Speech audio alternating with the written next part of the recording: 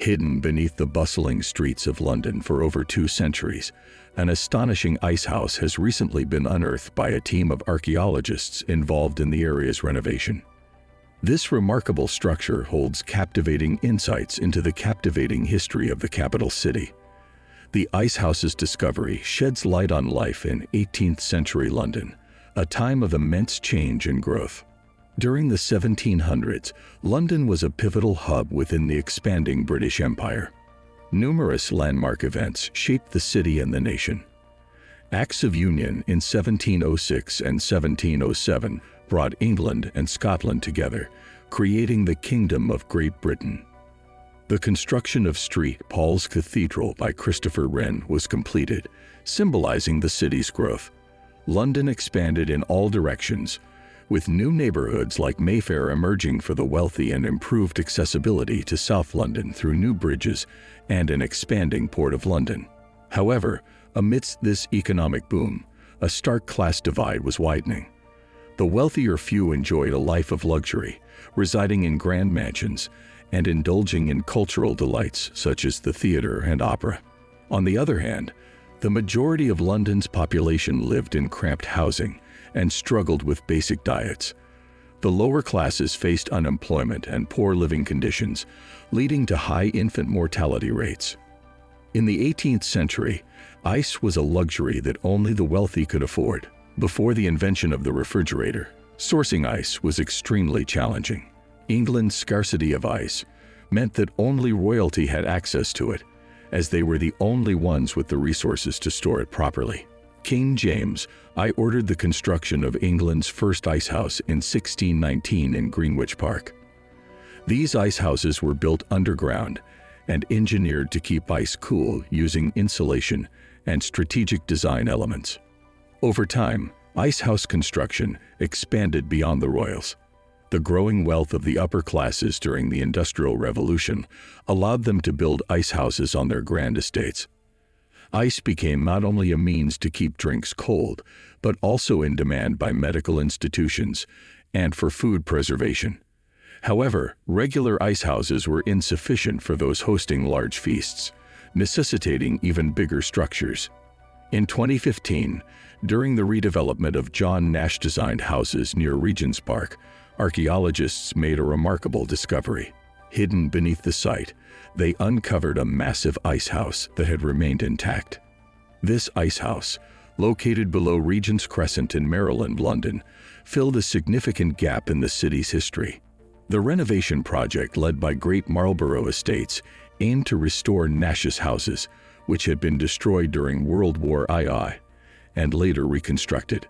The archaeologists' excavation revealed the well-preserved icehouse, offering a chilling secret about London's past. This monumental subterranean structure now provides valuable insights into the capital's historical development.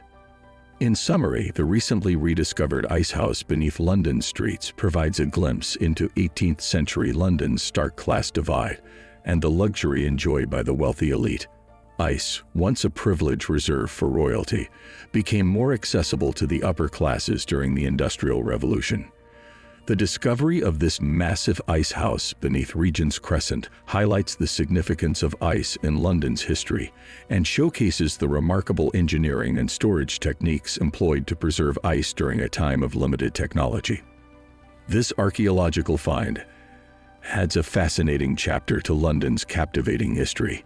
An extraordinary discovery has been made beneath the streets of London, England, during the renovation work being conducted by a team of archaeologists. They have unearthed a hidden icehouse that provides fascinating insights into the captivating history of the city. Life in 18th century London was vastly different from the modern capital, undergoing significant changes due to population growth and the Industrial Revolution. Landmark events shaped the city, including the Acts of Union between England and Scotland and the completion of St. Paul's Cathedral. London experienced physical expansion, with new neighborhoods like Mayfair and improved accessibility in South London and the East End due to new bridges and a growing port.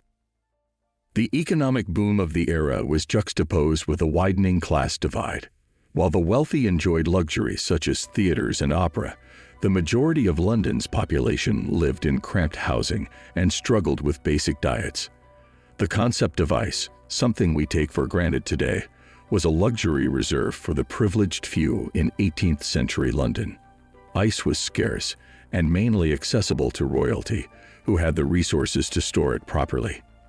The first icehouse in England was built in 1619 by King James I in Greenwich Park, not made of ice itself, but a structure for storing and preserving it. Over time, ice houses became more common, but they were still exclusive to the wealthy elite. However, the recently discovered ice house beneath Regent's Crescent in Marylebone tells a different story. This structure is not a typical estate ice house, but rather the earliest known example of a purpose-built commercial ice house. It was constructed in the 1780s for Samuel Dash, who had ties to the alcohol industry. Initially, the ice stored in the structure came from the nearby canals, which were far from clean. In the early 19th century, the ice trade expanded, and William Leftwich, a confectioner and ice merchant, took over the ice house.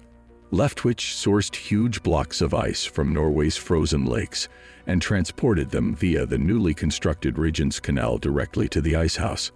The ice blocks were stored inside, and when needed, workers chipped off pieces for transportation to various establishments.